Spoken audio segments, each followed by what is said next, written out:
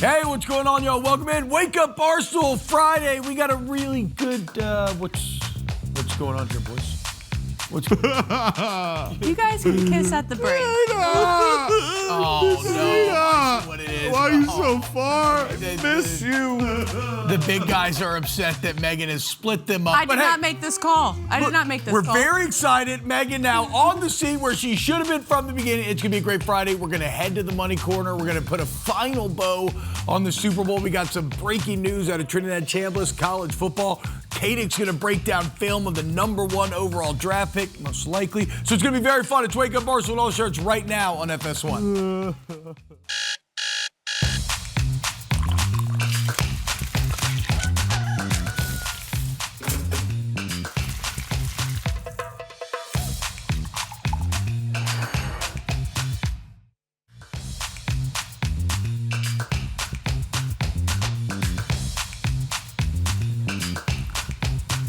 Hey, what's up, T-Bob A-Bear? We got Dana Beers, Mikey, Katic, and Megan making money here on the set with you today to do some wubbing. A bit of a senioritis wub edition.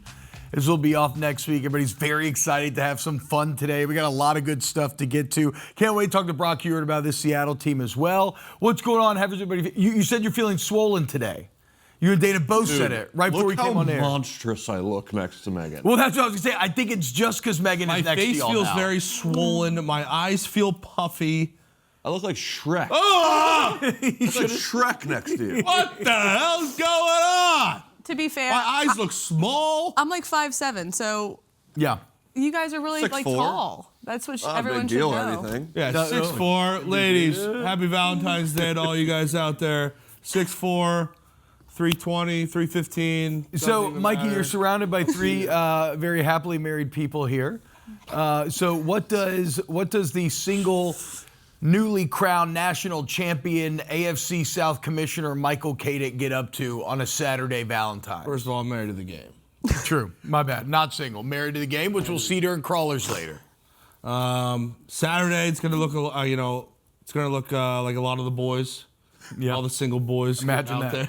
there. Imagine Getting that. out there. The thing about Valentine's Day landing on a Saturday is everyone that's out is going to be single. Yeah, because most others will be at dinner. Dinner and doing things with their loved ones. So me and the boys will get after it. We'll get out there and You could find the love of your life. You never know. probably not, but Why don't you do like a little like Katic crawler meetup where it's just like a bunch of beautiful women that come and hang out with you? yeah, there'd probably be like what, 200, 500 people there. You do it, and then it's just all dudes. Sick. Oh, dude, it's younger beer. So It's sick. like the opposite of Not what I Galentine's Day. wanted this to be. I love you and Dana drinking beers together, dude. Well, the Friday is Galentine's Day, so I feel like maybe the boys need one too. What is Galentine's Day? It's like the girls' version. So today is like the pre-Valentine's Day where like you give your girls like gifts and like do like girly stuff. So the boys should have Sunday where the boys have like Manentine's Day. Brolentine's Day? I don't know exactly what to call it. I don't know either. I'm excited. We're not going to go out to eat. We decided we're going to try to steam some lobster. We're going to try to cook some lobster at the crib. Crab legs are so much better than We lobster. should do it on the grill instead. Unpopular. Do it on the grill? Agreed. Yeah. Thank you. Really? Yeah. Uh, Use some scissors, cut them open, put them on the grill, baste them in butter and garlic. Yeah. Well, as we learned during last Friday's dip competition, you're much more accomplished cook than any of us because you smashed us in that dig. And we were looking at. I'm so sad I missed it. You would have loved awesome. I'm the biggest dip guy you'll It ever was meet. so awesome, dude. They were all pretty good because, I mean, it's hard to mess up meat and cheese, but Megan's was like clear. And I was watching a great behind-the-scenes video that Owen made on it, and the level of competence in which Megan operates compared to all of us Neanderthals, clunking around trying to figure out what's what was not even close. Oh, yeah. I got a question, boys, before we get into it. I want to get Super Bowl. Dana's famous now. He's like hanging out with Tom Brady, John No big Hamm, deal. Cooper No big DeJean. Not Cooper DeJean. But I have a hates me. feeling. T-Bob, we did talk about this yesterday. You are obsessed with Cooper DeJean. What? Yeah. Well, I mean, what's the problem with being a No, fan? I know, but like every time we talk about like the NFL, you just like, or a very nice body, you always say Cooper DeJean. I've always maintained that you cannot trust a white guy with abs. It's a It's far too powerful of a combination. They always find ways to lose their shirt. Also, guys, he is singular. He's a white quarterback. Like he broke. Yeah. It was since Jason Seahorn when I was a little kid. Like it's impressive what he's been able to do. It is. Look at that dude, Dana, Tom Brady, brother. Yeah, listen, I feel like it's still going to take like another week for me to process that this happened. That's my hero. Yeah. That is my legitimate hero. And then there's John Hamm, who was just cooking me the whole game. He was just laughing in my face. But you guys look like boys. We are boys. We were hanging out the whole game. He was talking to me as if we had known each other for decades. And he had the Rob Lowe fit on. He was just rocking NFL gear. It was like a St. Louis not Cardinals. It was I don't know. It was a Cardinals from the 70s. Oh, so the old school St. Louis Cardinals NFL team. NFL, yes. Ah, okay, right. Very interesting. I Did think Tom Brady have like a posse with him? Like No, not really. It was just a small crew. But shout out to DraftKings. Shout out to Jeremy for hooking that up. That was awesome. Awesome time. So it's a little tough though because you meet your hero Right. at one of your lowest moments. It was so the drive that was going on was the Seahawks were running the ball down our throats. Yeah. And I remember they had some chunk plays, and I'm like trying to lock in, and all of a sudden over my right shoulder is Tom Brady. I'm like, this is I'm just gonna be tough to watch the Super Bowl going on when Kenneth Walker is running down our throats, and Tom Brady's standing next to me. But listen, if you want to talk about the Super Bowl, I'm sure you've done a lot of it this week. I'm like weirdly. I'm sad, but I went into that game being like, this is house money in a way. Just because I didn't expect them to win more than 9 games this year. So, obviously, as a fan, you're disappointed, but this didn't feel like the Giants' losses from 2007 and 2011. House money too, just because you also got a free trip to the Super Bowl. You got to sit in a suite. Yeah, I mean, the week that Dana had him and wifey are in wine country tearing it up. Then it's straight to San Francisco for a week. And then it's a Super Bowl suite next to John Hamm. Yeah. Like Dana. Not complaining at all. pretty sick, dude. Yeah, I mean, on balance, sad. like, have It's you just reflected sad. on that? Like, what if you had told old high school lesbian-looking Dana that you would one day you would have a Hey, week? By the way, that that's lesbian averaged a double-double. yeah, I know. It's true. That's true. People don't talk about the blocks, 1.5 blocks a game. Everybody should go listen to New Big Boys Club. Very fun episode. But what would you like? Have you reflected on that at all? Because that is a crazy way. I mean, like to tell your younger self, like one day this will be you. Yeah, no, it still hasn't really processed. The whole week was awesome. Like everything about it was sweet. It hasn't hit me yet. It really hasn't hit me that they've lost yet. But I'm just grateful for the opportunity, and it was really, really cool. I never thought I'd get to meet Tom Brady. That's like bucket list stuff. He was my top 1 guy. Now my next guy is Adam Sandler. What are the I don't next? know how I'm going to do it. Oh, okay. I was going to say who are the next It'll 2 happen. top guys? It'll happen. Adam Sandler and Kid Cudi. Now, what about this? Did you just take a picture with Tom, or did you talk to him? Like you and Ham were kicking it, old Ham and beer. Tom Brady was quick. He was in and out of the suite. I just said, thank you for everything you've done for us as Patriots fans. You're the best. Did he seem happy the Patriots were losing? He didn't seem locked into the game. He wasn't like, No. yeah. He seemed like he was like socializing. I mean, Stu He Feiner was called it. socializing in his socializing part of his career, I believe. I agree with that, and also Stu Feiner called it. I don't know that he's cheering for. I mean, he's the Raiders owner. Yeah. Yeah, I don't know. The whole I don't thing know. is bizarre. But But whatever. Shout out Tom. Shout out Dana Beers. But you two are the live bet lads. yeah. But I don't know. I mean, did you hit any live bets in the Super Bowl? Did you hit any live bets in the Super Bowl? I did. Because you know who did? Megan was cleaning up live betting the Super Bowl. Yeah, I think it was I did 14-3 on result of next drive. Oh! A lot of them were plus money, and again, if Must have been betting a lot of Patriots to not do well. A lot of punts, a lot of punts. Field goals from the Seahawks. And again, if you want to double check that to make sure it's accurate, there is a Barstool betting group. You can just scroll back and check it out. Talk your junk. So yeah, I feel like we talked about how the game was going to go. So as soon as it started, I was like, why not just play the script I think they're going to play? Yeah. I know, and it's so crazy because normally, I ended up with like paralysis by analysis where I was too afraid to commit to anything, even though that was kind of how we thought it was going to go. Mikey, I want to talk to you about Will Campbell. What? I also, before that, speaking of offensive linemen from the Super Bowl, did you see the first play of the game mic'd up Gray Zabel? Shout out Gray. I did hear him say the funniest, most bro-y thing ever. He was like, little touchdown in the soupy?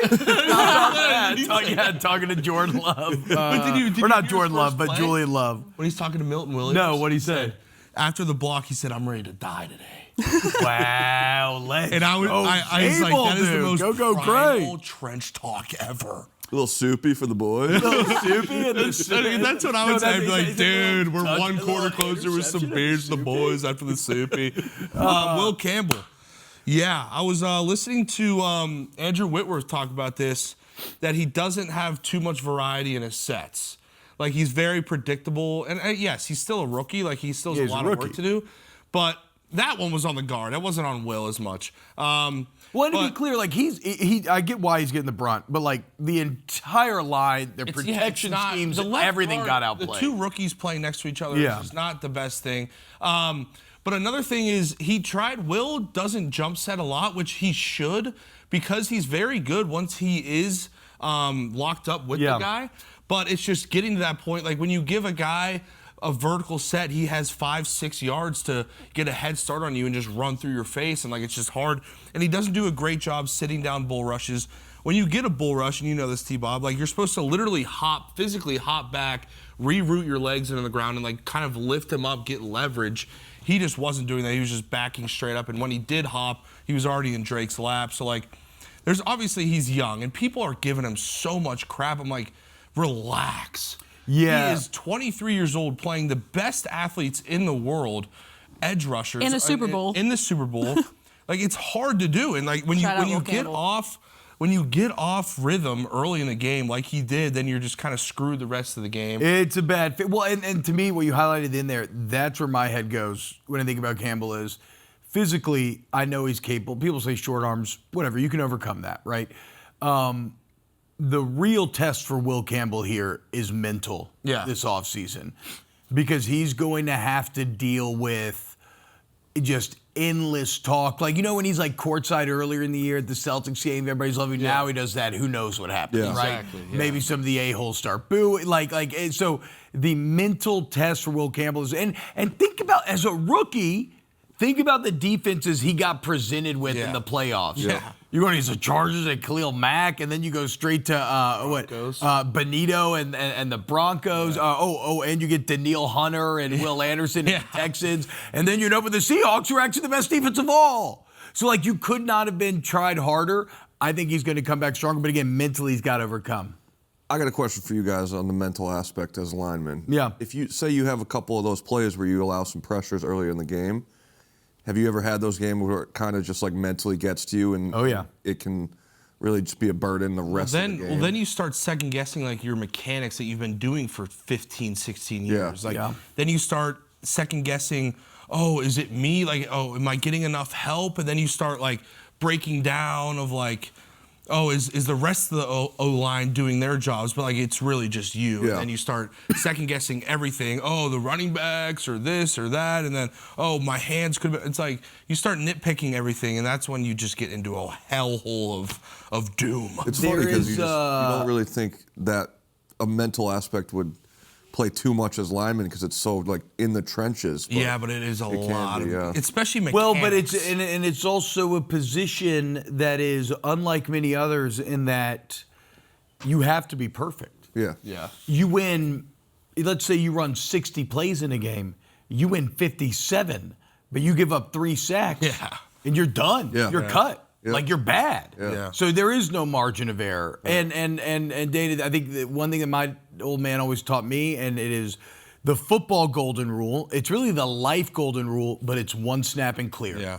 Right? It doesn't matter if you did good the last play. It doesn't matter if you did bad the last play. All that matters is a current play. But accomplishing that is much harder than saying that. I thought you were going to go like protect others as you want to be protected. No, I do like that. That's the literal football golden rule. No, one snap and clear is like life philosophy because it's just rooted in being present and not letting like whatever just happened affect what's gonna happen. Oh, dude. If I was a lineman, I would so let things affect me. I mean, everybody's been there, dude. That's why I would just like have fun out there. I'd be like, yo, boys, like, Like talking to the D-line. So good. I'd be like talking to the D-line. I'd be like, boys, we chilling this next play? Or like, what? We getting a tutty in the sippy or what? Dana, where are you at with Drake May? Do you trust Campbell going forward with May? Do you trust May? It wasn't the best playoff run for him either. He's just kind of, Campbell's a bit of a lightning rod right now, kind of taking some of the criticism from him. Yeah, I absolutely trust him. I think this is, he's 23 or 24 years old. Second year in the league. I know we just saw Jaden Daniels go to the NFC Championship and have a bad season the next year, but I have a lot of faith in him. Him and Vrabel, I think, together, there's not much to worry about. I think they have the foundation. They're ready to spend money. They bought a bunch of free agents this last year. I'm not too worried. I think it's just a bad stretch of football. It's a long season. People get hurt. People get banged up. I think he's just fine. So he's pretty close to the case. Meg, what about you? Do you believe in Drake May? Yeah, I don't think that there's any reason right now for me not to believe in Drake May, just like how I kind of clowned Darnold last week. Like, yeah, they went to a Super Bowl, obviously won one didn't, but Drake May came back from, again, as Dana has said a lot of times, their season last year, not good. Then they go to the Super Bowl, and he's a big part of it. Yeah, that's a really good point that I hadn't considered. Like, he's already shown the ability to overcome massive adversity and going 4-13 and then coming back and doing what he did this year. Did I just say Jaden Daniels was a second-year quarterback last year? No, you said it right. Well, even if you didn't say right, it sounded right. Okay. Like, no alarm bells. We're not gonna, I might have messed that We're up. not going to clock you on it. Dude, you're out. I just want to say apologies to Sam Darnold. I said I didn't believe in you. Congratulations. Seems like a really cool guy. Happy for him. That's a big man. I'm doubling that Beers, and also saying it because I doubt it. Beers. And we'll never do Sam Darnold again. No, we will. Damn darn. All right. Coming up next, guys, Ask Wub, or that's not coming up next, but you can ask questions on Twitter, #AskWub. We'll answer them all kind of throughout the show and really at the end. You can ask us about anything. Coming up next, so we have some fun NFL questions we're going to play with a brand new game. Is it safe to assume? It's next here on Wake Up Barstool. Don't go anywhere. This is FS1. Get it together, Mikey. That was a crap segment for me, okay? Tighten up, you son of a gun. Hey guys, welcome into Wake Up Barstool. Dainty T-Bob. So I think it's safe to assume, blew it. All right, we're debuting a new game. It's called Safe to Assume. We're gonna give it take, and we'll agree or disagree with it. But I want to, before we start the game, I think it's safe to assume that one of you two used to eat your boogers growing up. Is that fair? Never did that. Because right now, Dana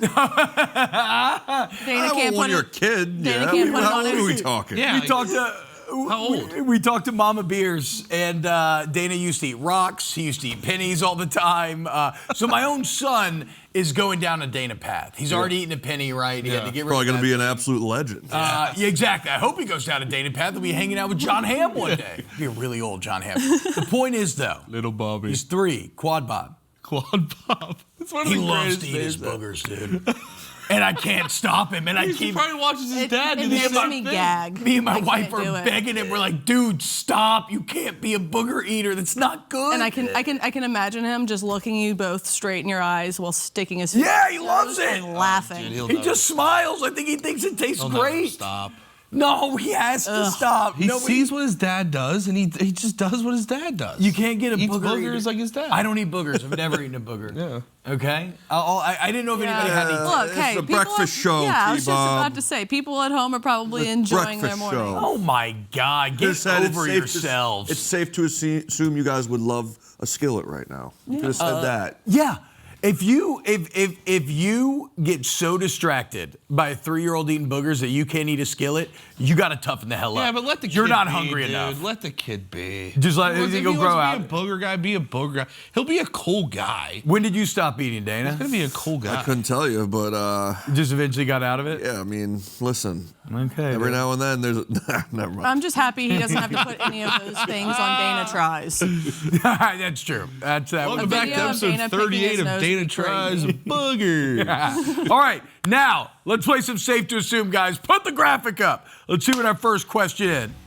It's safe to assume the Eagles trade A.J. Brown. To the Patriots, yes, please. Oh, wow. I feel like I don't know if He loves the Patriots. Yeah, I think he wants to get. I don't know. I feel like he's just never happy in Philly. They were satisfied. I would say this is safe to assume, yeah.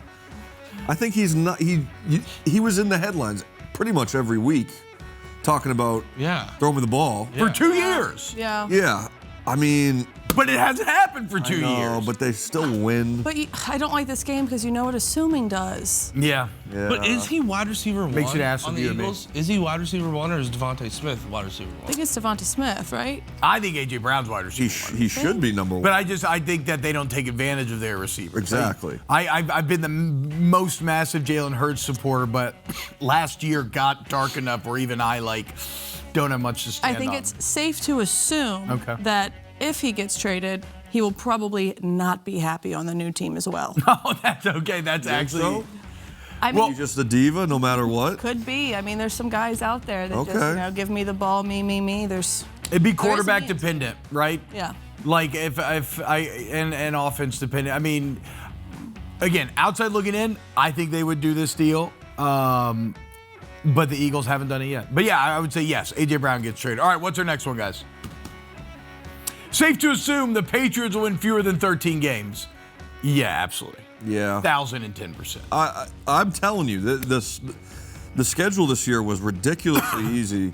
The fact that they won 13 games this year was extremely impressive, but I don't think they're a 13-win ball club. I think that was kind of an outlier. I think they're about a 10 or 11.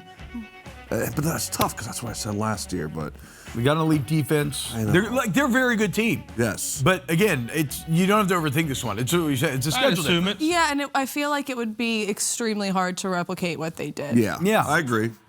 I would say probably about 11 wins next year. But as Dana said, they proved us wrong, so who's just not to say that they won't do it again next year? Still, Jets, Dolphins stink. I mean, the Bills are like... The problem is not with winning the AFC East, though. It's that when you finish first, you play the first-place teams in the other divisions that you play, right? And so they have a first-place schedule. The Chiefs are going to have a third-place schedule. Yeah, true. The freaking Lions are going to have a dead last schedule.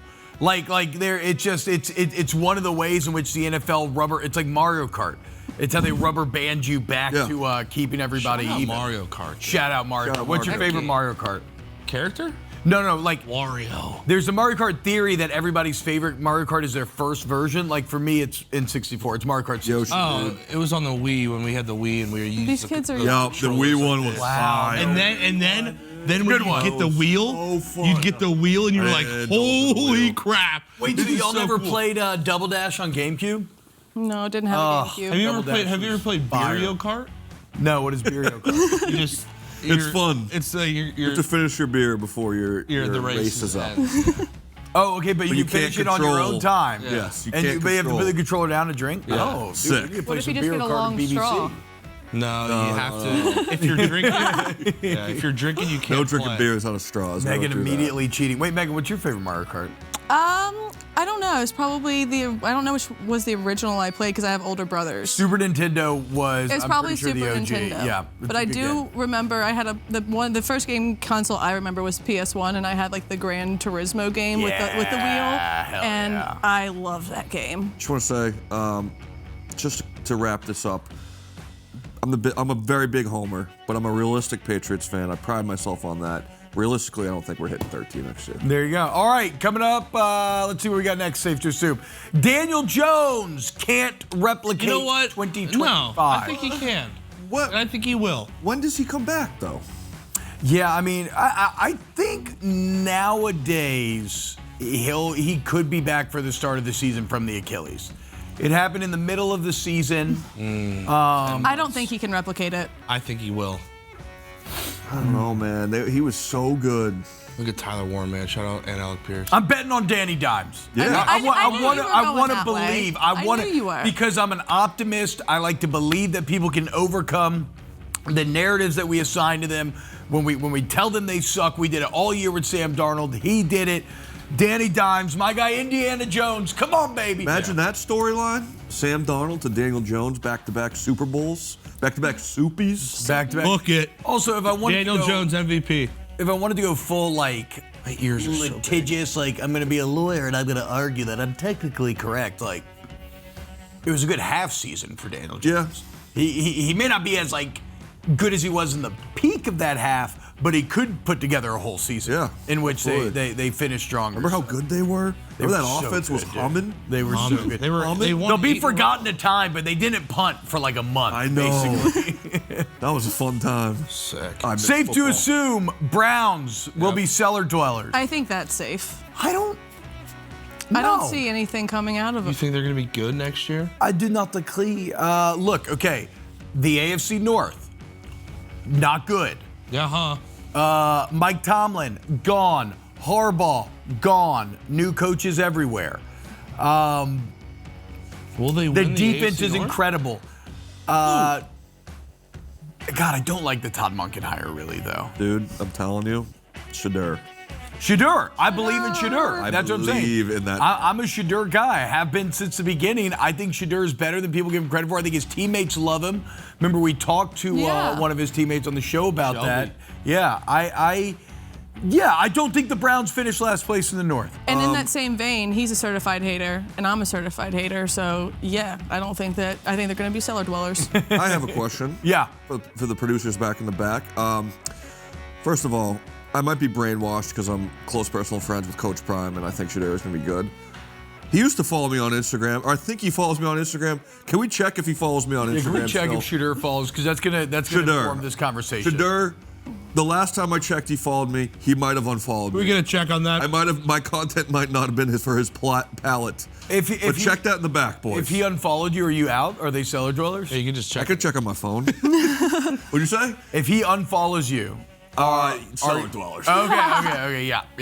I might have to in Dion's ear and ask for the follow back. But listen, I think he's actually going to be a respectable quarterback in this. Also, they had a great rookie class, like outside of Shedeur. Like they had a great rookie class, top tier defense. I think they can be good. All right, safe to assume. What's the next one, guys? Last one here. The Aaron Rodgers, Mike McCarthy reunion fails in Pittsburgh. Probably going to win the Super Bowl, I think. He doesn't follow me. Okay. Oh, no. He used to Doesn't even matter, dude. Doesn't He used to matter. follow me. It's all right. Doesn't Whatever. matter. He doesn't follow you? I wonder which one through it was like, this is the last of Dana Beers. It's probably I don't know. I don't trust McCarthy, and I feel like Rodgers might be. I think Father Time is inevitably coming. I think Rodgers is old as hell, but I'm a sucker for men showing emotion. And ever since Mike McCarthy cried so much in that presser about loving Pittsburgh, I just love it. I think it's So going if to you work. love emotion, how are you gonna think that Aaron Rodgers, he does know? Yeah, he doesn't have emotion. That is true. But Mike McCarthy has enough for the both of them. That's fair. That's fair. Okay, but what does succeed here? Make the Win a playoffs? playoff game? Win a playoff? Yeah, right. Okay, never mind. Then they fail. I don't think they win a playoff I game. think they do. Okay, I'm sure you do. They got to get better on defense, brother. They Yeah, had brother. a lot of holes on defense. Yeah. Shout out Cam Hayward, my guy. All right, one more here. Safe to assume, Is that your boy? sophomore slump for Tyler. Who did this? Who did this? I think he's getting better. Yeah. I think he's getting better this year. What do you think, Megan? You know what? I am insanely optimistic. I held in for this first little go round. I didn't want to go all in. Yeah. You know, because Drew Brees was my guy for a real long time. You know what I'm saying? So Breeze is the man. I don't think he'll have a sophomore slump. I think he will have an uptick next year. I agree. I think he was just getting started, T-Bobby. I think so Thank you. too. I agree just as getting well. started. I agree as well. Production's trying to make ageist jokes in my head. They're disgusting. I'm not even going to repeat it. The bottom line is that there's something to be said for being an older quarterback. It helps you. It's why Trinidad Chambliss is trying to get a 6th year. Look where Rodgers is at. Yeah. Well, look seriously. Look at Bo Nix. He was old as hell coming out. It's Old made as him hell. transition faster. Look at Tyler Shuck. It's made him transition faster. Sam Darnold got thrust in the league at 21. Yeah. And look at what happened to him, okay? Sam Darnold. No sophomore slump for Tyler know what's Shuck. crazy? We're going up. You know what's crazy about these people that are talking about quarterbacks getting old? Patrick Mahomes is 30, right? Mm-hmm. He's going to play till he's 42. Yeah. He has 12 more years left. It is wild how much more the quarterback can take in the modern NFL because of how protected they are. Like it used to be pretty wild to get to 36, and now we kind of expect our franchise guys to come closer to 40. Katic, I'm going to be 45 when Mahomes retires. Whoa. 45. Probably 2 kids, maybe? Yeah. All right, Ugh. Guys, we have a question here. I'm gonna be so old. I think the answer is going to surprise us. According to PFF, who is the best deep ball thrower in the NFL? Shador. Like right now? It's a quiz. I thought it would be I feel like Drake it's gonna May. be something weird like Shador. I mean, Get your guesses in. you would think Stafford? Drake May. Shador. Are you going to tell us when we get the name? Oh, so it's not Stafford? Sam Darnold? Tyler Shuck. Lamar Jackson. Baker Mayfield. Michael Penix Jr. Trevor Lawrence. Joe Burrow. Aaron Rodgers. Baker Mayfield. Tua. Justin Herbert. Brady I Cook. feel like we've named all of them. Josh Bo Allen. Nix. Yes. Wait. One more. Hold on. Give us a couple more guesses. Justin Herbert. CJ Stroud. Oh, wait. Who came in for Bo Nix? Aaron Rodgers? No, not Jared Stidham. Very funny. Jared Stidham. Jalen Hurts. Who is it? He said we're going to be surprised. Oh my God, dude! I love that. Hey, I'm did not- proud. Bryce Young, dude. I'm happy for I like him. I forget about him sometimes, not going to lie. he's so tiny. I forget. He's easy to forget. I like him. Shout out Bryce Young and shout out Ted McMillan, another very good rookie. Who do you think would look smaller in this chair between these two? Me or Bryce Young? Bryce Young, without a doubt. I look so big. I'll probably be dead by 45. So. Dude, stop. Woo! That was a Carson, hit the lights. titty slap. Doing. I just gave Mikey. Do it. The money corner. yeah. We're making money. What's up, girl? Thank you for the intro, T-Bob. You were not late at all. Okay, No relax. worries, no worries. Thinking about the cuck tub. Yeah, no worries. Can't help myself. For sure. Yeah. How's that for a start of segment, Meg? Deal with that. Hey. Okay, sorry. It's her segment, T. You're right. Okay, My bad. it's my segment. My bad. Not a great Friday slate. Obviously, there's a couple of good games with, as we looked at, Michigan State, Wisconsin, and then you have Miami, Ohio, who's still undefeated playing tonight. But I'm about to give you two picks that are not very fun. So, Oh, wow. we're gonna go. The odds now are Penn -3.5. I took them at 2.5 yesterday. Ivy League play is kind of a mixed bag. So when I saw that Columbia had already beaten Penn, it didn't really deter me from this pick. Penn is on a 2-game win streak, with the last win being on their home court. So they are staying at home tonight. Columbia is on a 2-game skid, and they are 3-8 ATS in their last 11. Okay. Flip side, Penn. 8-3. Okay. ATS, their last 11, and they're obviously stronger on their home court. So we're going with the Quakers for our first pick, which is not a lot of fun. Those are Ivy League schools, Mike. Up next, another pick that's not so fun, going back to the Ivy League. We're going to go under. I have 157.5. It's now at 156.5. Cornell is the better team on both sides of the ball. They have a pretty sharp offense, and they did beat Princeton pretty decisively their last time out. However, as I said, mixed bag, Ivy League. Princeton is back at home. I think that their defense steps it up and limits Cornell's scoring. Last time these two played, the total was 151.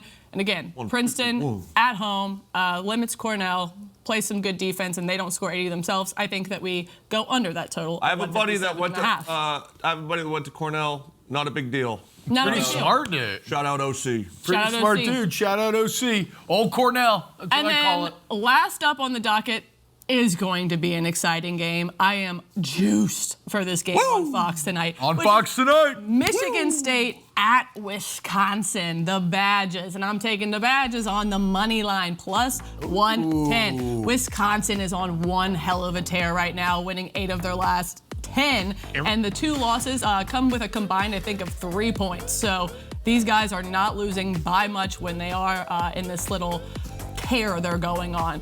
Just took care of Illinois in OT the other night. Exactly. So both of these teams, the last team they did play, who? Illinois. So in their brains, this kind of feels like a little weird conference tourney game. They both get over Illinois now. Who is going to be the ultimate winner? I think it's going to be Wisconsin at home tonight. They also live and die by the 3 ball. They're averaging 11 three-pointers a game. Michigan State's only averaging 7. Again, this Badgers crowd is going to be hype. And they're going to be electric. This game is going to be awesome. But eventually, I think we see the Badgers covering on the money line. 3 picks this week, so let's get them in. Thanks for watching, and let's make some money. Jump around. Let's go, Meg. Great job. Hour 2, Ross Dellenger kicking it off next. Don't go anywhere. Also, Dana's Bye. going to teach us basketball. Professor Beer's back. Bye.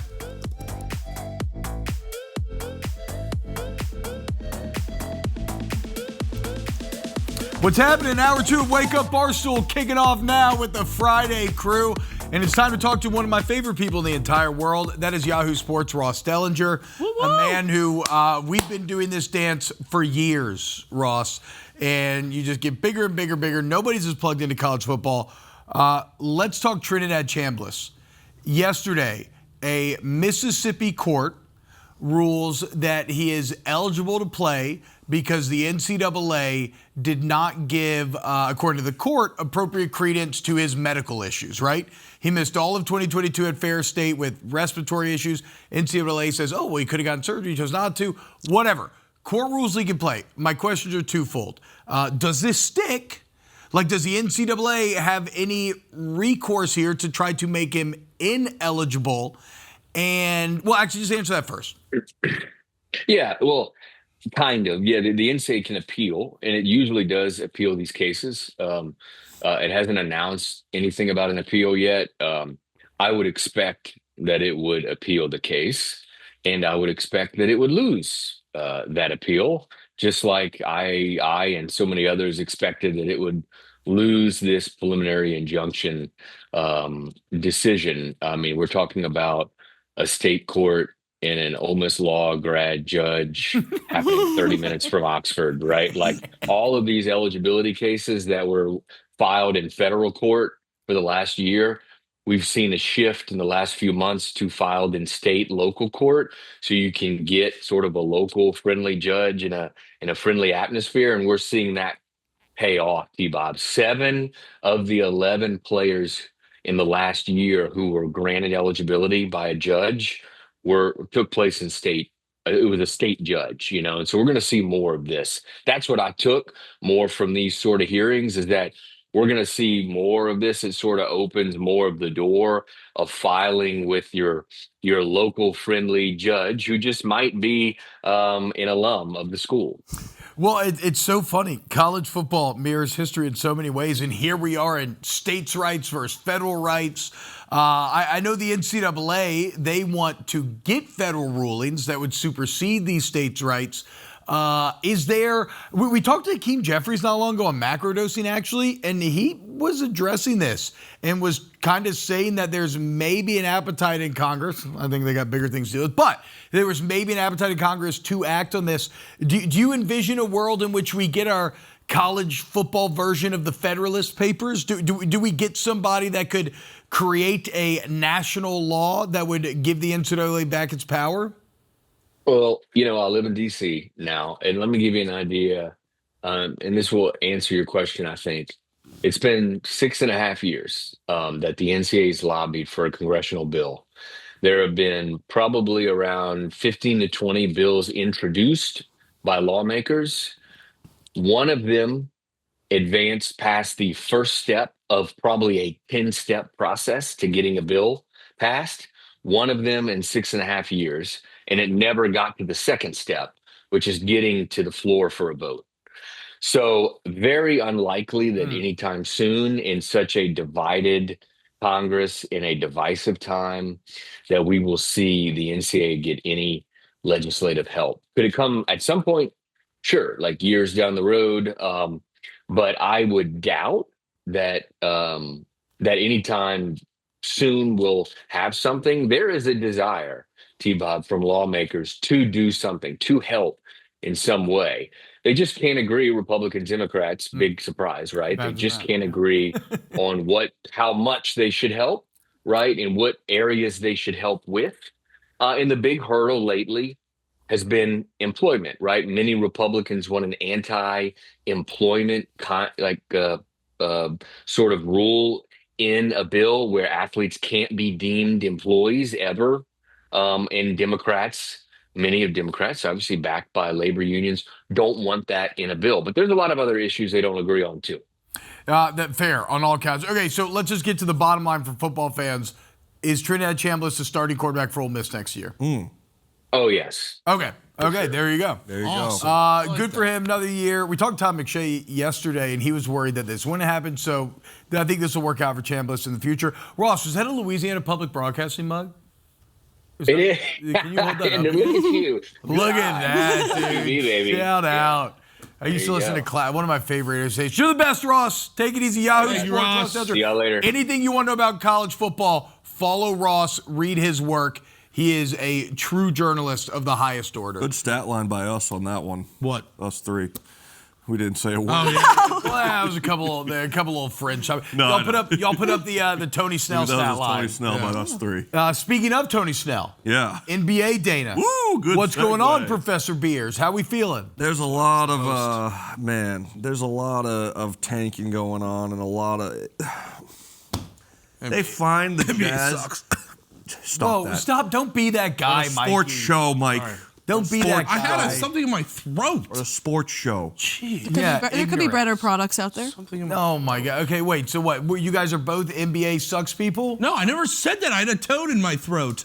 No, as a certified hater, yeah, I don't really like the NBA. I haven't liked it Wait, for a no, long but time. I and like to, don't I like bet to on it. listen. I like to listen. No, this the tanking Unless Dana is gives me a bet. Megan's about to problem. end up in the F-150 mafia. All the So- guys on Twitter with the Oakley sunglasses, So tanking, taking you mean- selfies from their you mean front these seat. teams It's a are global game, Michael. It's a global game. Go to China. It's the biggest game there. Okay, so don't. This is like all you football. Sorry, I don't guys. mean to disrespect. I'm just kidding. The Jazz just got fined, and the Pacers just got fined for tanking. But it's $100,000. What does that mean to the That's Pacers? nothing. So that doesn't. It's kind of lame that they're finding them just that amount of money. But the thing is, what are you supposed to do if you're the Jazz and there's no restrictions on tanking really? They're doing what they should be doing if you are Danny Ainge and you want to get the best draft pick possible.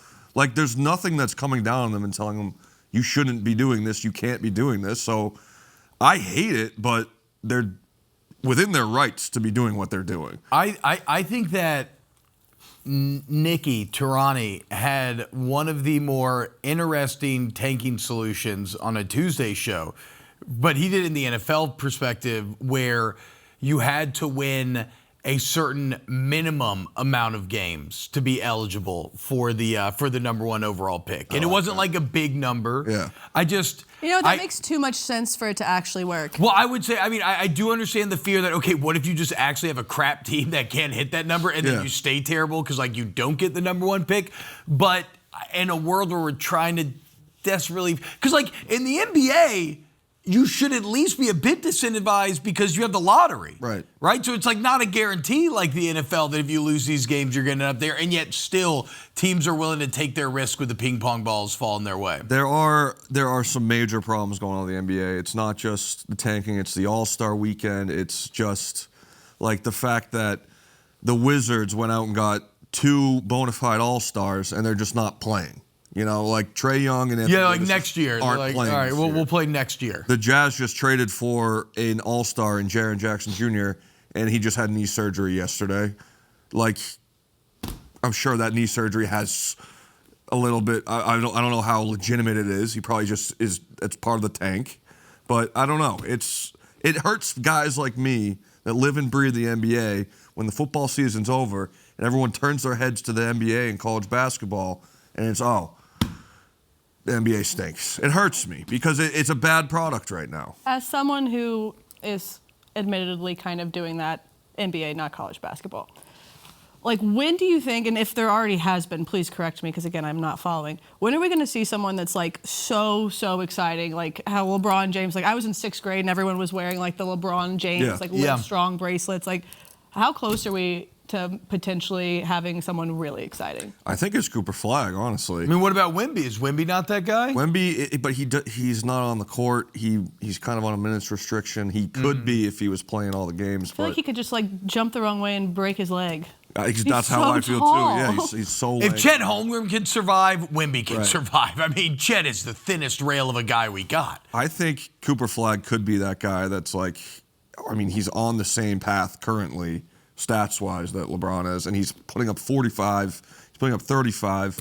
Why isn't he? But why isn't, like, he that exciting to everyone then? Like, If you're watching him, like constantly he is that exciting. I wonder if he's not in the mainstream as much as LeBron was. I was going to say, I wonder if it's almost just a function of the times. That's what I'm trying to figure out. Because myself. this is we live in the age, Mikey, you know this, you've told me this a lot. We live in the age of the shattered monoculture.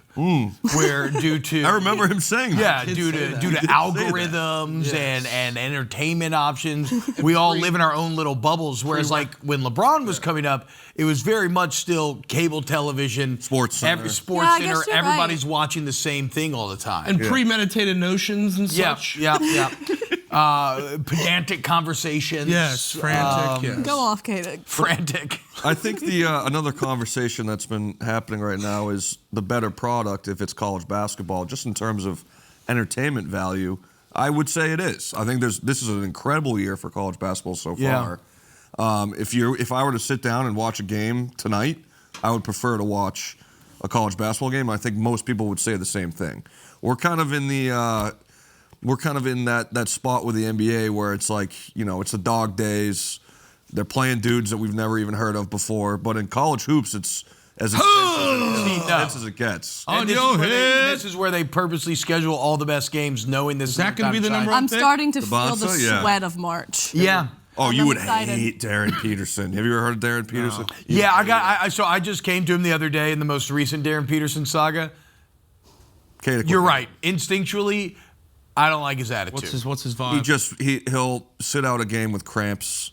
He'll play college a hat. or NBA? He's college right now. He's the number one projected pick, but he'll play a half. He'll put up 20 points, and then he'll sit the second half because He'll probably go put on his like Balenciaga and like designer clothes. He set out the other day, Mikey. So they got number one Arizona coming to town.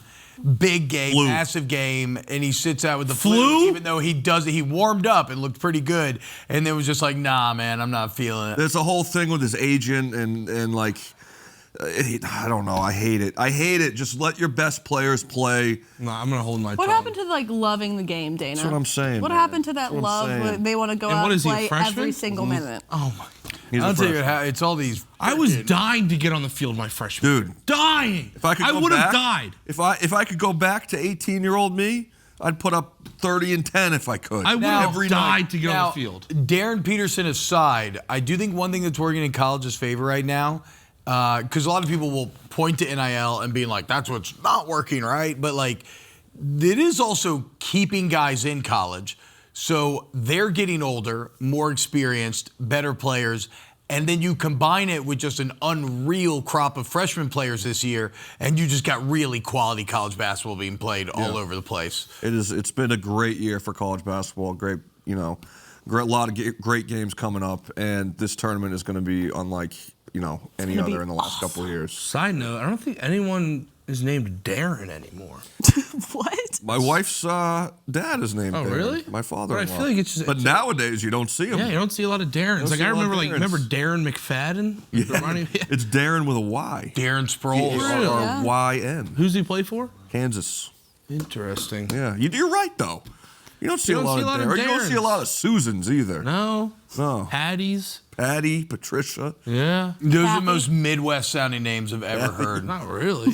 Patty and Susan. Mary Beth. That's my mother's name. There's tons of those still in the South. And we got a lot of Double double names in the South. Mary Beth. So you mentioned All-Star Weekend, dunk contest. Ugh. Yeah. That has taken. I know that has taken Dame an Lillard's enormous. I used to go to bat for Adam Silver, and I used to be like this. He's a commissioner of the people, of the players. He's lost the plot, man. Do Look we at this. Blake Griffin, What happened? bro? We ran out of dunks. Blake Griffin? Yeah, so we ran out of dunks. I was going to say, I do kind of feel like it's not almost as much on the contest as much like human limits. Yeah. Like, because now if you want the guys that can do the dunks that nobody does, they're not the best players. Look at this Blake Griffin. Huh? Yeah, it's just Like Zach LaVine, or I remember those, or Aaron Gordon when he would like. It's also tough, just the weekend in general, when the players don't want to get hurt. They don't want to try as hard. Like, what are you supposed to do when you put a team together? They're doing international versus USA now. It's not going to change anything. I would have hoped that international versus USA would have gotten the juice back. I don't think it will. Nations got to go in for hockey. I don't think it will. I mean, I hope I'm proven wrong on Sunday, but You saw KD trying to add a little fuel to the fire. Yeah, no. He basically called out the international guys being like, well, look, hopefully they'll play hard. Yeah, I don't know. They probably have some weird scoring system, but the score is probably going to be 250 to 2. So if we're running out of dunks, and obviously we like seeing cool stuff like tricks and whatnot, why don't we just take the Harlem Globetrotters, split them in half, and have half of people play with them and half play the other team, and then they have to just do crazy stuff the entire game? Well, see, but I think that's kind of, I think that's almost part of the problem, though, is that it's become like kind of Globetrotter basketball a little bit. Well, I think it's supposed to be, right? More, like, it's a dunk contest. Yeah. It's a hard problem It's to fun. solve. I know, but then the problem, but then you get like Mac McClung, who's doing the best dunks, but who cares about Mac McClung? Oh, that was crazy, dude.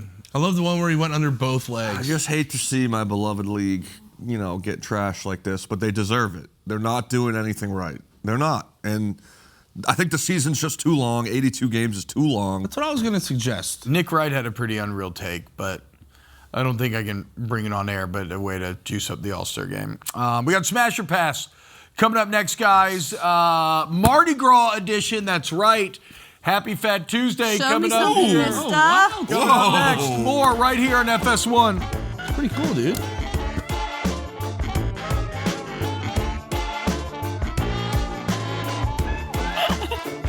Welcome back to Wake Up Barstool. It's time for Smash or Pass. Never know with you, man. Mardi Gras edition. Yeah, Mikey was just bragging on his areolas during the break. Never know with you. Show me something, mister. I have very female nipples, I find. You're going a lot of chest hair today. Yeah. I was gonna say, have you like progressively gotten more unbuttoned as the show's gone on? No, I went one button down right before we started. Just a little power move. Let y'all know what's up. So it is Mardi Gras season, though. Parades are rolling. The Lane Kiffin float yesterday in the Chaos Parade was very funny. It was him in a sports bra with Old Mistake and dollar bills everywhere. There's going to be the big ones like Endymions on Saturday. Fat Tuesday's coming up. And so we're going to do Smash or Pass. You could call it Mardi Gras edition. You could call it Louisiana edition. We're going to educate y'all. You ever been to Mardi Gras? Nope. Have you, Dana? Y'all are missing out. In New Orleans? I did a video on it, A Man on the Street. The most ridiculous video I've ever put out in my life. So you did like the Bourbon? I need to show it to you. I need to send it to you guys. So you did like the Bourbon Street, Yes. Canal Street thing? Yes. Oh, man. I want to watch it. The most ridiculous video I've ever put out. It's worth doing once in that way. Yes, never do it more than once. Going to see like the absolute craziness. And then you try to massage your way into like, okay, can I get a balcony set up with a bathroom? If you can ever go, if anybody ever invites you, and I know we're gonna do tips at the end, but if anybody ever invites you to a Mardi Gras ball, say yes. Yeah? They're a lot of fun. We went to the Endymion Ball for 10 straight years, and what it is Saturday, everybody dresses up in tuxes, everybody wears really nice dresses. You go to the Superdome. The parade rolls through the city, it ends in the Superdome, and then everybody just parties their face off till 4 a.m. You don't see enough balls these days. You dress up to get You know down. what I'm like? I'm not, I feel like everybody. Bro, I mean, the way you said that, you looked at me. like a and said, ball. Like You a have balls ball. in your hands. A gala. You have balls in your hands Very right good, now. Dana. You don't see enough galas. Brother, if Oh, you're I around love me, a good If you're gala. around me long enough. Bubble gum. All right, Mardi Gras, I like Smash bubble or gum. Pass. Let's do it. All right. Show it to us. Feed me. Oh, smash! I ate a humongous Are there piece pictures last of night these? and Get a this picture? morning. Oh, man. Good. Wow. All it Look is at is basically that. like a big cinnamon roll with Yeah. icing, and there's a I'm baby not gonna inside. lie. That'll do. This picture would Bad not be king my cake. favorite king No, cake. this is a terrible king That's cake. way too much bread. It not looks enough like a frosting. bagel. Yeah, that's a bad king Is there cake. always a little baby on What's there? that baby doing? So the baby hides in the king cake, and the tradition is if you get the baby in your piece, then you have to buy the next king What if cake. you eat it? Then you're eating too fast. Yeah, you don't swallow it. You tend to find it. Yeah, you'll Back in the day, you used to buy it with it hidden in there, but because like People choke People on are them. litigious. You have to put them in yourself. yeah, Oh. now you got to put it in yourself. I'd choke on that thing in a second. Yeah, but do you know how? Do you know? I mean, the excitement of being a little kid and getting The baby. Oh, it's Is so it a fun. plastic? Yeah. Yeah, it's a little plastic baby. Babies. No, I never. Guys, A baby ate a baby. I was up at 1:30 this morning in a dark kitchen just grabbing king cake with my hand, putting it into my mouth. So that's the other thing is that generally you'll always have a king cake during this part of the year sitting in there, and the knife stays in the box The entire time. So every time you walk by, you just slice a little bit, maybe get a little shot of it. But I'd smash it. The line around Dunk Fuzz today is unreal. My best friend sent me a picture. She's like the 87th person in line, and she got there at like 7 a.m. Smash, by the way, obviously. So smash. Not this cake, but smash king cake. Smash beignets. Smash. Come on, guys. Had them. Never Smash. had them. Loved them. I feel like they're a little overrated, but I'd still smash them. They are overrated. I Is it do agree with stuffed that with because all it is No, is it's just puffy pastry with powdered sugar. it's like a Katic. slightly better funnel cake. Yeah. But like, who doesn't love funnel cake? Yeah. It's just fried dough That's with the F powdered right sugar. there. I had it in New Orleans for the Super Bowl last Cafe year. du Monde. Another Beignet. thing that's worth doing at least once, Going to Cafe but Du Monde, I wouldn't wait like 2 hours in line. No, absolutely not. Just go to the airport. Yeah, but smash. Smash, obviously. It's fried dough, guys. Come on. Okay, so I've heard about this. This is, correct me on the pronunciation wrong, this is Poochki? Poochki. Poochki. I read this and I've never had this. If this is a Louisiana thing? No, so Polish Catholics have their own celebration of sin before Ash Wednesday, and it's also on Tuesday, and they eat Poochki. All right, I'm passing. I don't like jelly-filled anything really. I'll Katic, you smash. see that? You don't like little thing jelly on the- donuts? See the thing on the No. bottom of the What? Yeah, what It's is that? too What? I don't know. much. What do you know What what is that that is? accent called on the bottom of the A? Yeah, what is that? Oh, that's a squiggle. Production, any help? What is that accent called? Anyone How know? does that word say Poochki? That says Pakistan. You just gotta trust Polish spelling. Etouffee. By the way, smash on Smash. this. I Yeah, love smash etouffee. etouffee. Ooh. Crawfish etouffee, and then if you get some shrimp Is and it blacken gravy them, on there? it's like a roux. It's like a blonde roux with a little bit of You make it stock. very, very similar to gumbo, actually. I just Smashing. made etouffee last week. So good, I'm guys. so hungry. All this is Sticking my face. It's Okay. so warm. It's so I'm hearty. sticking my face in that. And being from Lafayette, Usually we this say is we like the stay- staple dish: crawfish and rice. Yeah, I mean, it's easy. Like Megan said, it's butter flour, Come on. roux. You got the Holy Trinity in there that you cook down in the roux, soften up the veggies, Holy add the Trinity stock. is I don't know, onions, Yep. green pepper, Bell peppers. Yeah. bell peppers, and The one that Green got- onion? No. Celery. Celery. That's Ow! Green onion's always the finisher. I was Yeah. between green onion and celery. Green onion's always Dang the finisher. it. But like Megan said, you do black and shrimp, maybe black and redfish on Oh top of yeah. that. Oh my God. Or a fried piece of redfish too. Well, Yeah, I'm smashing. I love that. Smash. What was it called again, guys? The little squiggle on the A? An oganek. Oganek. Oganek, yeah. What? Yeah. All right, what do we got? Muffalata. Ooh. I like them, but I'm gonna pass only because I see them on menus and I'm like, I don't really want them. That looks like It's cold too, cuts, it's too dude. much. I love it. You could not have nailed it more, Megan. I'm with you. I don't order muffaladas because I'm not the biggest olive guy. I just want to bite. I will eat love them. olives. But you two love olives. Do you know what this tastes like, Dan? Have you had this? Okay. Had yeah. one in New I Orleans. never last had it. year. What's the red? Bell pepper, onion, and olives? It's It's like what it is? It's like Like an olive medley. spread. Yeah. Yeah. I've weirdly been to New Orleans like 7 times. Look at that. Wow. Yeah, where are you at, Mikey? Never been. Get your travel up. Well, dude. yeah, bro. I know. I don't travel at all. Wait, how about this? Dana, how many olives did you get in the most recent martini you had? I asked for 7 and they gave 7 in a single martini, Dana. 7 olives. I always used to love when my mom and dad Olives would are give me their so- olives at restaurants from their martinis. Olives are They were so my is the favorite. blue cheese olives. blue cheese olives, dude. So good. I don't like olives that much. Last night I had a little piece of fresh mozz with an Oh, olive. smash. Yeah, smash. I mean, This come scares on. me. I'm gonna be honest. Smash. Only me. problem is, Dana tries? I've never done it and I'm scared to. don't be scared. Dana, we delicious. gotta get you some crawfish, It's bruh. really when we did the crawfish. But that's hey, hold on. Time. You didn't have it the right way. One, they're illegal to have live here, so they have to be flash frozen. Yeah. That makes a humongous difference. And two, we were cooking them with like the snow crab and shrimp, so you don't want as much seasoning with those things as you want in the crawfish. I'm smashing, but it's not enough meat for the work. Well, no, but that's the thing, though. Crawfish boils are as social as they are. Fair. Like it's not that you're getting big bites, but you eat for a long time. You just sit And I there also- and you keep peeling. Tentacles. I have one more point that's very important. coming from Louisiana, there's two types of crawfish. You have like your New Orleans style, and then you have your Lafayette style. Oh, Dusty. New Orleans reigns supreme. Don't come at me. I want my crawfish soaked in the seasoning, not sprinkled on top and shooken around in an igloo. Dusting is fine as well. No, it okay, ain't. guys, dusting is fine. Don't be crazy about that. I want them. Give me some crab legs. I'm good. I want them spicy, and I want sausage, I want 'em and stuffed Brussels in sprouts, heads, and just- artichokes, and potatoes, and corn, Crab legs will do it for me. All right. garlic. Coming up next, we got Brock Huard I'm joining hungry. the show to celebrate the Seattle Seahawks big dub. What does Brock think about Sam Darnold?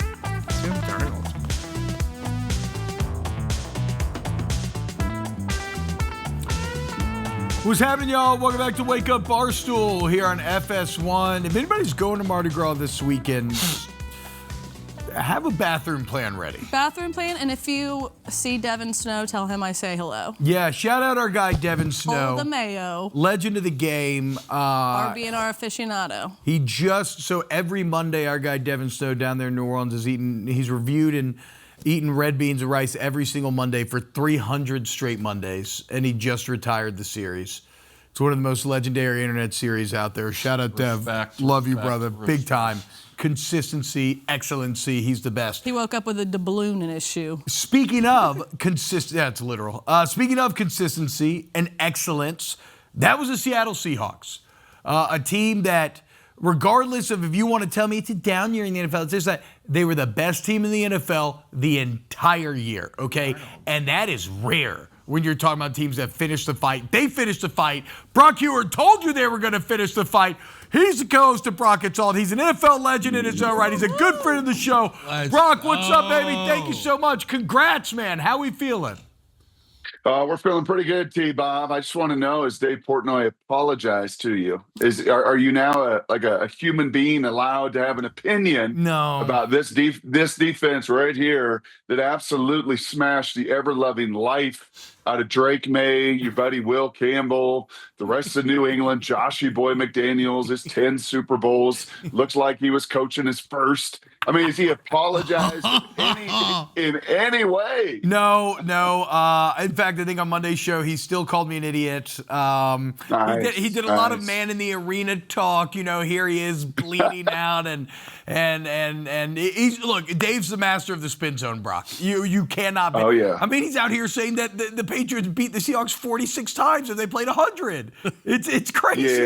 It's crazy. The Seahawks were so clearly the better team. Yeah, the decimal point was wrong there. I think they might get 4.6 out of it. Yeah, exactly. Honestly, like watching that game and seeing it in person and seeing the guys and listening. And Monday, we spent a good half hour on the air with Coach McDonald, as we do every Monday. And then because there was no game, and that guy is such a process-oriented guy, without a game, he gave us like another half hour off the air. Oh, let's go. Which might have been in some ways even better than the on-the-air stuff when you hear, yeah, man, the behind the scenes and what went into it and why the guys were so confident. I think that's what jumped out to me. And someone tweeted me this, like, the first 4 minutes of the mic'd up NFL films, you really could see the difference in the mindset. New England was like, house money. We're here. Hey, Drake, smile. Just enjoy this. Just take it in. Like, we're at the Super Bowl. And the Seahawks were like, man, we're the freaking house. And we're about to take their soul. You know, we're about to take their money because we know, like, we got them. We know their scheme. We know their protections. We know their fronts. You know, there's really, other than Christian Gonzalez and at times Milton Williams, there's really not a matchup on the field. We're not better than our special teams. One of the best performances in Super Bowl history in that phase of it. So just dominant in every way. They play 100 times. Honestly, I think maybe New England could win 5 of them. Well, and there's a million questions I want to ask you, but now that you've teased me with this McDonald bit, I have to go there because I love Mike McDonald. I mean, the cat's only 38 years old. He is existing on the cutting edge of NFL theory. He now has this excellent personnel group that he can really get creative with. What is the best anecdote that you got from him that you're comfortable with sharing about this team and what he said to y'all on Monday? Yeah, I think probably the biggest thing was his years up in the Northeast playing against New England and Tom and knowing that system and how iron sharpened iron between Harbaugh and Belichick in those years, and certainly the Patriots had their way. And now you're getting to kind of play the JV young Patriots team, right? It's not Tom Brady and all the things that he can do and all the things that he can manipulate. It is a really young player that's like in chapter 1 of that offense with Josh. And Josh is really good. I took a shot at him earlier with all of his experience. He's really, really good, and they will be in time better with more time on task in that system. But I think for Mike, it was like, oh my gosh, I don't have to face Tom Brady. I don't have to face the guy in this system, right, that is so good mentally. You even saw, I don't know if you saw the clip of Julian Love and Kobe Bryant, 2 safeties. And there's a great clip of them mic'd up that also speaks to this of like, hey, man, where Drake's eyes are and where his feet are is where he's going. This isn't no Matthew Stafford that's no looking us, throwing blind, that's manipulating us. Like, he had real tells with his feet, real tells with his shoulders, real tells with his eyes. And Mike McDonald is a master, man. He's a wizard. He's the Sean McVay of the defensive side in the NFL. He is. And I hope he never stops calling plays. He's the first to ever do it. Win a Super Bowl as a defensive coordinator calling plays. I think he's the best in the world at doing it. The guys trust him and believe him a ton. And hopefully that doesn't change anytime soon in Seattle. Brock, you were talking about the mic'd up earlier, and I was saying earlier, the first play of the game when Gray Zabel said, I'm willing to die today. Oh, I'm willing to like, die. that fires me up, dude. And I think that kind of just shows, like, that Seahawks O-line was up to the challenge. Patriots O-line just wasn't. I mean, that just shows you the level of confidence that offensive line, that unit had, and that whole team. I mean, I'm good. I'm buddies with Gray Zabel, but that fired me up, man. Oh, my gosh. I don't know what was better, that or his tweet after the game when he said, it's going to be a bad night to be a Busch Light.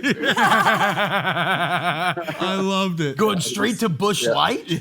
Oh, wow. Yeah. Hell yeah. Don't forget where you came from, Greg. He had like 6 beers in his locker post-game, just ready to go.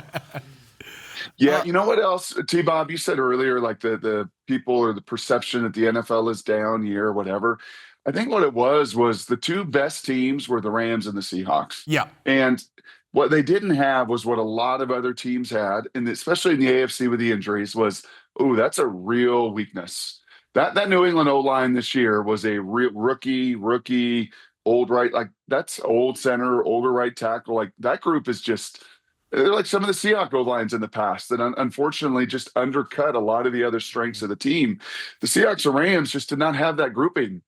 Tight ends, receivers, running backs, quarterback, O-line, D-line, linebackers, nickelback, secondary, special teams. Like they're just, the right guard's not a great player. And, maybe there's a little bit of a liability, but it wasn't a total weakness. Yeah. And the Rams and the Seahawks were those 2 teams that, whose flaws were the least amount of flaws, if that makes sense. And that's why the NFC title game in many ways, if that was the Super Bowl, people wouldn't have left that Super Bowl going, NFL's a little down. They would have left that Super Bowl going, oh my gosh, Stafford's a wizard. Darnold stepped up, speed everywhere, playmakers galore. It's just a little different with where New England is in their build. So, Brock, I'm a Patriots fan, and I was sitting in a suite full of Patriots fans, and just throughout the game, there was never really a point where we felt like we were in it, and there was that little time in the third quarter where it's like, okay, maybe after the score, there's a chance here, but what was it about that defense that kind of made it so impossible to even have a feeling of any type of comeback? Yeah, I think the thing there is out of 20 games this year, right? Seattle was 17-3, and out of 20 games, 17 of them, the quarterbacks walked away and went, I never want to play those guys again.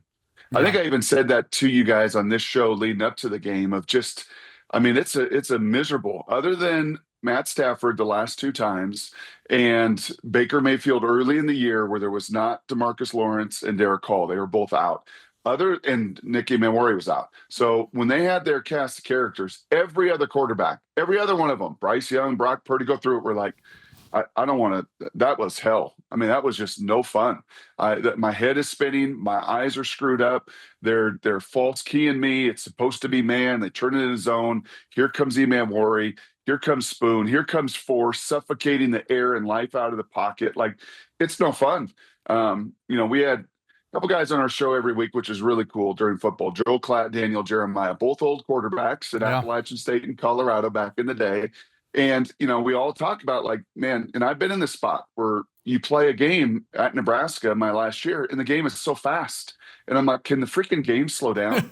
Can something just slow? Like things are a blur, It's a bad and feeling. I am sure. Yeah. And I'm sure for Drake, if you actually remember, if you're a Patriots fan, you remember, because Damon, my older brother, was on the team in their first Super Bowl run. You remember when they went to Pittsburgh in the AFC Championship game and Tom got knocked out with an ankle injury, and that did documentary on that season, and Tom's documentary, and he was like, I'm like, it's Star Wars out here and there's lasers flying at me and I don't know, this is too fast for me. And Drew had to come in because he had so much experience and kind of settle it down. He made a couple throws, couple touchdowns. It's all they needed. And that's kind of what Drake's playoffs were. The game just kind of sped up on him. He wasn't healthy, wasn't a lot of fun, and the Seahawks are not a lot of fun to play against. Let me tell you, that suite was just there was maybe 2 or 3 times where we actually were like, oh, okay, we have a chance here. Yep. But for the good amount of time, it was just like, this is a beatdown. It's just, there's no chance that they're even going to be in this game. Yeah. So. Yeah, and then you get a little bit of life, and then Dixon pins you back at the 4. Yep. It's like, okay, never mind, we're cooked. It was saying, but we can't complain. We've had a good run. Meg? Brock, speaking of, you said, slowing things down. Obviously, congratulations on the win. I don't mean to, speed up this championship year you're about to have. But as a fan and as someone that knows football, what do you think the chances could be of your team going back to back? Yeah, I mean, it's so hard, right? And just thinking about this, and this is one of the other things, talking to Mike off the air, of that was a 20-game season. Gray Zabel played a half in both preseason games. So for him, it was almost a 22-game season. Yeah. That's 2 college seasons. And that's against like the grownest of grown men. They were able to stay pretty healthy over the course of the year. They had bumps and bruises. But that's the hard part, is going through, July to mid-February now.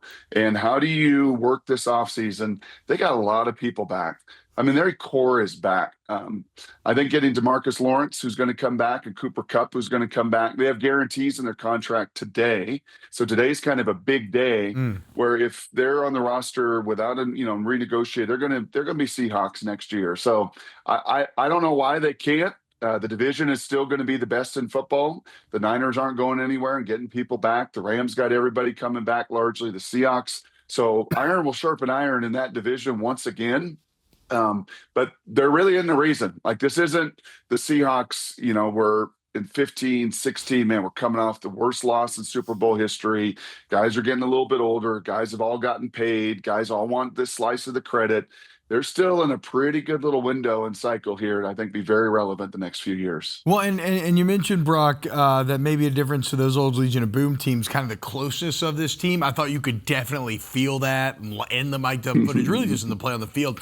But you mentioned coming off of that Super Bowl loss, and I know there were no shared players between the rosters, but from the fans' perspective, there are thousands upon thousands, hundreds of thousands of fans who went through that, suffered at the hands of the Patriots.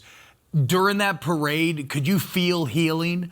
Like, did this, for the fans of the Seahawks, did this feel like kind of maybe erasing some of that pain of the past? Yeah, I think so, because Josh McDaniels, right, and Mike Vrabel and Robert Kraft, and just, the brand that is the Patriots and all of the Super Bowls that they have been to, and not just that one against Seattle. So, yeah, I think there was certainly some pride in that.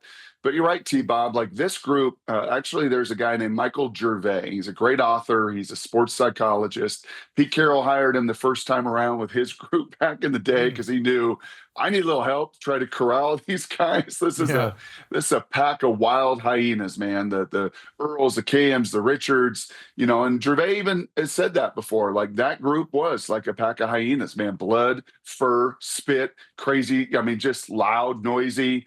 And then this crew is really, really close. But he kind of compared it's like a pack of eagles, man, that just soar together, fly together, really care for one another. Seahawks. And you heard the word love. I heard the word love more on Media Row, around this team, around these guys, around everybody in the organization. They're like unafraid to say it, unapologetic. Like, I love you, bro. Like, I love you. Coaches to players, players to players, coaches to staff. Like, a true, genuine, like, man, I love you. And I think that love kind of maybe even more powerful than the memory of 12 years ago. Hey, I love you guys. I love love you. you. Hey, we Love love you, you, Brock. Brock. We love you too, I Brock. love you guys. Hell You yeah. too, Carson.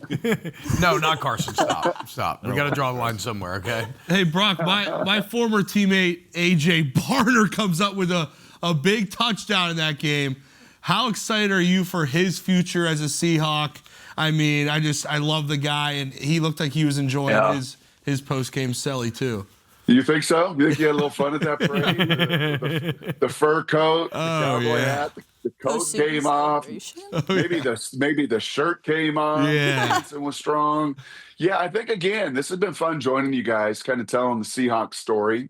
Because I would say one of my big takeaways, and I know my radio partner's takeaway at Media Row was, good Lord, man, the country doesn't know the Seahawks. Yeah. Like you walk around and even the national shows and whatever, like, hey, man, can you name 5 Seahawks? Yeah. Do you know who Leonard Williams is, right? Like, do you know? And certainly they don't know A.J. Barner, not until maybe this Super Bowl, some start to get to know him. Yeah. But out in Seattle, and on that team, he was of these rookies, and there have been a lot of great rookies, and they win this thing because of Eman Worry and Cross and Spoon and these young players they drafted that are all on their first contracts.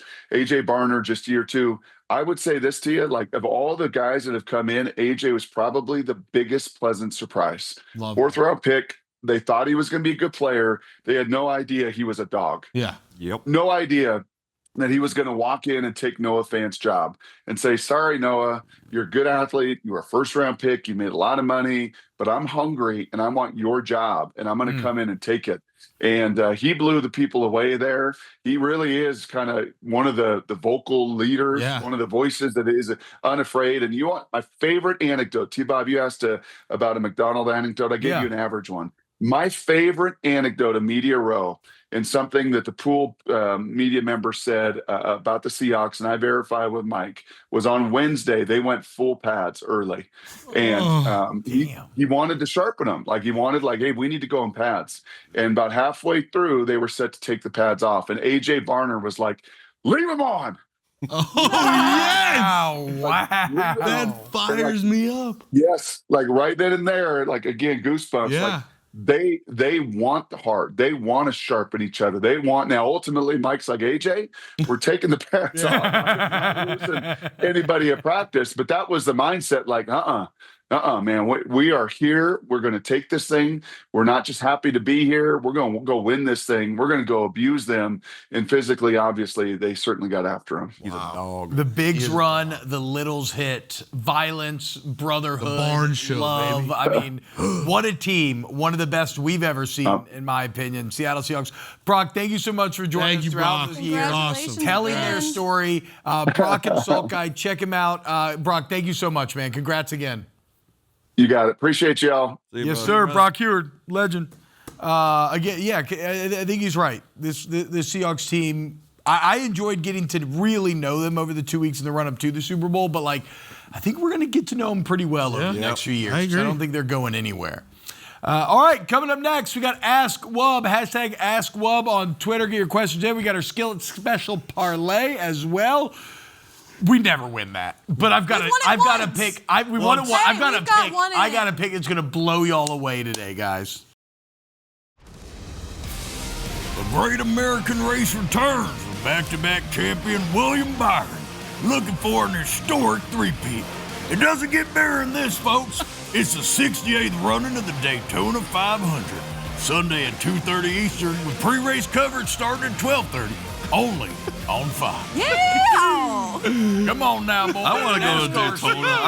I would love to go to Daytona. Yeah, Spider, when I first got hired here, Spider's like, oh, dude, we got to go to Daytona 500. Daytona 500 rolls around, not taking you, bro. I'm like, all right. So we just watched part of Dana's insane Mardi Gras video. And to my understanding, like, the only thing that comes close to that are live big NASCAR races. Well, again, we already shouted out Devin, but he had that video that had Talladega. Like 500 million views of the girl on the pole in the middle of Talladega. Yeah, Talladega race is absolutely insane. All right, let's get to our Skilled Special Parlay. Then we got to ask Wub. What do we got? Skilled Special, guys. Let's go down our picks. Boom. Megan, back to the Ivy League. Yep. I'm going to go Cornell. I think it's at 3.5. They just have a high-powered offense. Again, I'm kind of hoping that they cover for me, but not too much because I don't want them to blow that under that I took and gave out. Dana. Let's just root for some points in the MAC. Always boys. fun. Points, 63. points. It's high, but they score, so let's do it. I was looking for my boys. Shout out Adam Howard, the Rio Grande Valley. You know the Ricos. Yes. Looking for them, couldn't find them, so I settled with Michigan State -2. Look at that, Megan. Mikey doesn't believe in your Wisconsin moneyline pick, dude. Well, he can take that up with Big Cat when he gets back. All right. See, now, y'all are all like basketball. I'm like, Olympics. What about Olympic hockey? So did Liam give you this pick? What about French Olympic hockey? France, +3.5 against the Czech. Why not? Why not? I don't know what the hell. Yeah, this probably will not hit. I have no idea. We do not play the hockey too much. I was a betting man. But I suppose it's the Olympics. They're going to play as hard as they can. All right. Perhaps they figure out how to do that. I'm the greatest NBA gambler on this show ever, but there's no games tonight, so sorry. Can't give you one tonight. So there it is. Hopefully we hit it. Probably won't. Let's get Ask Wub. Let's get some Ask Wub questions here. What do we got, guys? Hashtag Ask Wub. We ask every single day. We answer. Our guy Poster says, if you had a sandwich named after you, what would the ingredients be? Man, I know so mine. much. Chicken cutlet, mozzarella, prosciutto, red peppers. I have one, but it's specifically Balsamic. the summertime. What is it? It's you take I think it's like a little ciabatta. You toast it. You get cream cheese, chives, and something else. I think garlic, and then you mix it in the cream cheese. Turkey, onion, cucumber, and it's like the best, freshest sandwich in the summertime. And I do them every time I go to a pool. Are you thinking about Cucumber in the food? summer? Yeah. Elite combination. Every single lunch meat known to man, Bologna. with every single The Katic cheese, Club. every single cheese known to man, with mayo, vinegar, all that like oil, and then biggest sandwich ever. Doritos. Yeah. Katic So much sandwich would have to be Doritos, made and in the that's bathtub. after you get out of the pool. On the after sandwich? you have like 15 beers, you're in the pool. that's the best You get thing out of the ever. pool, On the sandwich, and it's on the just it's like this big, and you're just. That time when you get out of the pool and you're sunburnt and like you're a little drunk waiting to go to dinner. Oh, it's the best time that's ever. my favorite. thing ever. We were talking about that yesterday. That sun-kissed feeling. Oh, it's when the best. nighttime, Your the hair's ocean wavy breeze. from the Yeah. And ocean. you're like buzzed, but you're getting in the shower. You have like you're burnt a little bit, but the water's But it hitting feels it, hurting so a little good, but bit, it and then feels you like are good. getting ready to go to dinner. You put I on a need nice summertime. clothes. Taco Mark. Lots of Sam Darnold. Sam Darnold. But who could be the next Drake May of next season? A sophomore QB MVP. Probably like Fernando Mendoza. Sophomore. Yep, still Fernando Sophomore. Mendoza. I mean, come on. probably. There's one answer. Oh, yeah, There's one Shuck. answer right there. It's our guy Tyler True, Shuck. Shuck. Who would be the candidate? So Shadur, Tyler Shuck. What was my favorite type of crab? Just like the normal. Look, our guy King Willie Nick says crab? he's going to send some No. down, Stone crab, dude. No, blue crab. You have Yes, Wait, please king send us the crab, crab. yeah. King crab is like so Alaskan sweet king, and Dungeness. Dungeness. Yeah. and just you dip that Soft thing shell? in butter. Woo! I would be down for any type of crab. I could eat 45 pounds. Same. Megan, do you have any lobster tips for me tomorrow? Have you ever made lobster? I gave you one. I told you to put it on the grill. Okay, but no, I don't have a grill. All right, just don't eat it raw. overcook it. Just eat it raw, dude. Right out of the thing. What? Raw. Raw? Shout out, guys. Love you guys. Wrap it up, T-Bob. Wrap it up. In 2 weeks, more Wake Up Barstool.